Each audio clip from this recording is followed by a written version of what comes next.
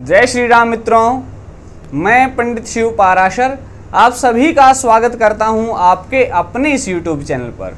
मित्रों, आज के इस कार्यक्रम में मैं आपको बताऊंगा कि ग्रहण के समय में आप किस प्रकार से कोई भी मंत्र सिद्ध कर सकते हैं और जीवन में उसका सदुपयोग कर सकते हैं। तो मित्रों, कार्यक्रम आरंभ करें उससे पहले आप हमारे चैनल को कर लीजिए सब्सक्राइब और साथ में बेल बटन जरूर दबाएं। मित्रों, जैसा कि आप जानते हैं 21 जून रविवार को सुबह 10:20 से शुरू हो जाएगा सूर्य ग्रहण और सूर्य ग्रहण रहेगा 1:48 तक। तो उस समय में किसी भी मंत्र को सिद्ध करने का विशेष मुहूर्त होता है। ग्रहण काल में होली पर, दीपावली पर ये इस प्रकार के ओकेजन आते हैं, इनमें आप कोई भी मंत्र सिद्ध कर सकते हैं। लेकिन उसके लिए कुछ नियम हैं, उनका आपने पालन करना होता है, तभी जाकर कोई मंत्र जागृत होता है। सबसे बेसिक नियम, पहला नियम, आप जिस मंत्र को सिद्ध करें वो आपको अपने गुरु जी से दीक्षा के रूप में मिला हुआ होना चाहिए। भैया, अगर कोई मंत्र दीक्षित नहीं है गुरु के द्वारा तो प्रयास मत करना, क्योंकि वो सिद्ध नहीं होगा। पहला नियम। तो सबसे पहले तो आपने यही करना है कि किसी भी मंत्र को अगर सिद्ध करना है तो अपने गुरु जी से संपर्क करें और उनसे गुरु मंत्र के रूप में उस मंत्र की दीक्षा ले लें। उसके पश्चात ग्रहण के समय में यानी 21 जून रविवार को 10:20 से पहले ही स्नान आदि क्रियाओं से निवृत्त हो जाएं और शुद्ध साफ जगह पर कुशा का आसन बिछाकर पूर्वाभिमुख होकर बैठ जाएं। अगर आसन कुशा का नहीं है, किसी और कपड़े का आसन है या ऊन का आसन है या कोई और आसन है, सूती आसन है, तो उस अवस्था में उस आसन के नीचे कुशा रख सकते हैं। थोड़ी बहुत आपने ले लेना है एक तांबे का पात्र, लोटा, गंगा जल मिला हुआ जल उसमें डाल देना है और अपने सीधे हाथ की तरफ उस पात्र को रख लेना है। ये सारी तैयारी होने के पश्चात सबसे पहले आपने उस गंगा जल मिले हुए जल को अपने हाथ में हथेली में लेकर, अंजलि में लेकर अपने चारों तरफ छिड़काव करना है। अपने ऊपर छिड़काव करके शुद्धिकरण करना है। इसके बाद सबसे पहले हाथ जोड़कर गणपति यानी भगवान श्री गणेश का ध्यान करना है, क्योंकि किसी भी कार्य को आरंभ करने से पहले उनका ध्यान करना चाहिए ताकि कार्य में कोई विघ्न या रुकावट ना आए। उसके पश्चात माता पार्वती, माता दुर्गा का ध्यान आपने करना है। माता अंबिका, पार्वती, दुर्गा एक ही है, इनका ध्यान आपने करना है।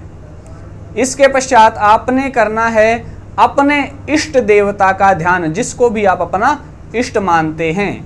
वो हो सकते हैं श्री हनुमान जी, हो सकते हैं शंकर जी, हो सकते हैं विष्णु जी, हो सकते हैं कृष्ण जी, हो सकते हैं कोई भी देवता आपके इष्ट हो सकते हैं, उनका आपने ध्यान करना है।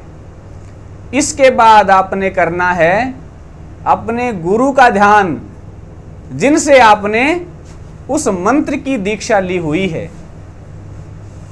जब गुरु का ध्यान कर लें तब उस देवता का ध्यान करें जिसके मंत्र को आपने सिद्ध करना है। उदाहरण के लिए गायत्री मंत्र सिद्ध करना है तो माता गायत्री का ध्यान करें।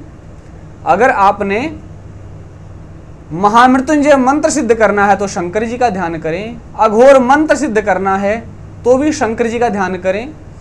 कोई और नवार्ण मंत्र आदि सिद्ध करना है तो माता दुर्गा का ध्यान करें। इसी प्रकार से अगर आपको श्री हनुमान चालीसा सिद्ध करनी है तो राम भक्त श्री हनुमान जी का ध्यान करें। यानी ये तो तय हो गया है कि जिस भी देवता का मंत्र आपने करना है सिद्ध, गुरु की वंदना के पश्चात उस देवता का ध्यान करते हुए संकल्प ले लेना है, हाथ में जल लेकर, और उस देवता को अपने मन के भाव बताने हैं। मैं इस गोत्र का आदमी, ये मेरा नाम है, ये मेरी स्थिति है, यानी यहाँ मैं रहता हूँ, वर्तमान स्थिति है। ये सारी जानकारी देने के बाद आज रविवार है, यानी जिस दिन मंत्र सिद्ध करना है ग्रहण के समय, और ग्रहण के समय में मैं इस मंत्र का सदुपयोग करने के लिए सिद्ध कर रहा हूँ, और मुझे मेरे इस कार्य में सफल बनाए, ये कहते हुए जल पृथ्वी पर डाल देना है। उसके पश्चात रुद्राक्ष की माला से जितना समय आपके पास है, यथाशक्ति जितना आपका सामर्थ्य है, शक्ति है जाप करने की, उतना आप उस मंत्र को जपें।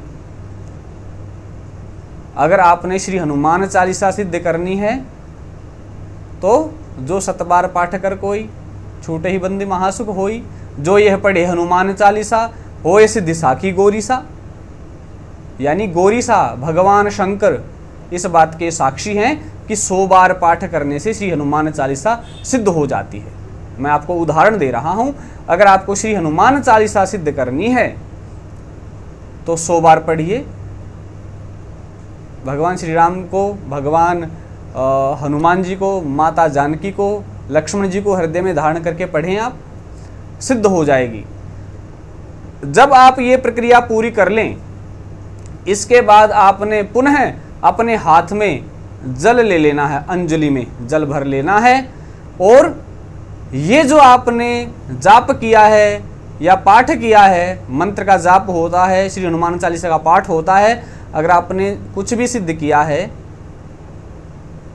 उसको आप उसी देवता को अर्पण कर दें कि मैंने आपका जाप किया है, या मैंने इस स्तोत्र का पाठ किया है, इस मंत्र का जाप किया है, ये मैं आपके चरणों में अर्पित कर रहा हूं, और जल पृथ्वी पर डाल दें। उसके पश्चात विशेष ध्यान देने योग्य बात, आपने अपने हाथ की अंजलि में पुनः जल भरना है और उस जल को जमीन पर छोड़ना है। लेकिन ध्यान रहे, ये कार्य आप इंद्र देवता को प्रसन्न करने के लिए कर रहे हैं। इस जल को आंखों पर लगाना है, मस्तक पर लगाना है, क्योंकि इसको करने के पश्चात ही हमें उस मंत्र, उस सिद्ध किए हुए मंत्र का लाभ मिलेगा। अगर आपने आसन छोड़ने से पहले इंद्र देवता को नमस्कार नहीं किया तो आपकी सारी मेहनत विफल हो जाएगी। ध्यान रखना, आसन छोड़ने के तुरंत बाद आपने आसन को मोड़ देना है। बस इतना सा आपने करना है, आपका मंत्र हो जाएगा सिद्ध, और जीवन में आप उसे सदुपयोग में ला सकते हैं किसी भी प्रकार से। तो मित्रों, ये वीडियो आपको कैसा लगा हमें कमेंट करके बताएं, और इसे अधिक से अधिक शेयर करें। आपकी मनोकामना पूर्ण हो, आप जिस मंत्र को सिद्ध करना चाहें वो मंत्र सिद्ध हो, यही हमारी तरफ से, माता रानी की तरफ से शुभाशीष है आप लोगों के लिए। जय माता दी।